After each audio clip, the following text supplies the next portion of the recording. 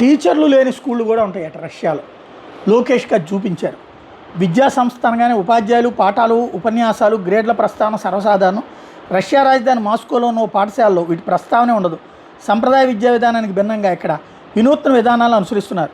రష్యాలో పర్యటిస్తున్న ఏపీ విద్యా ఐటీ శాఖల మంత్రి నారా లోకేష్ మాస్కోలో స్పేర్ ఆధ్వర్యంలో నిర్వహిస్తున్న విభిన్న పాఠశాల స్కూల్ 21ని సందర్శించారు. సంప్రదాయ విద్యా విధానానికి భిన్నంగా అక్కడ అనుసరిస్తున్న విధానాలు నిర్వాహకులు విద్యార్థుల ద్వారా తెలుసుకున్నారు.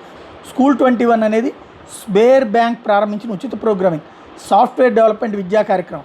ఇక్కడ విద్యార్థి నుంచి ట్యూషన్ ఫీజు వసూలు చేయరు. ఇది ఇంటర్నేషనల్ 42 నెట్వర్క్లు సభ్యత్వం కలిగి స్వతంత్రంగా పనిచేస్తుంది. అక్కడ ఉపన్యాసాలు ఉండవట, గ్రేడ్లు ఉండవట, తోటి విద్యార్థులే టీచర్లట, ప్రాజెక్ట్ ఆధారిత పాఠాలు చెప్తారట. రష్యా రాజధానిలో జరుగుతున్నటువంటి దాన్ని సందర్శించారు ఆయన లోకేష్. మరి ఆంధ్రాలో కూడా అట్లాంటిది ఏమైనా పెడతారా అంటే మంగళగిరిలోనే పెట్టాలి. ఎందుకంటే ఆయన నియోజకవర్గంలో అట్లాంటి హైలైట్స్ చేస్తుంటారు కాబట్టి, ప్రయోగాలు చేస్తుంటారు కాబట్టి ఏమైనా భవిష్యత్తులో రావచ్చేమో చూద్దాం.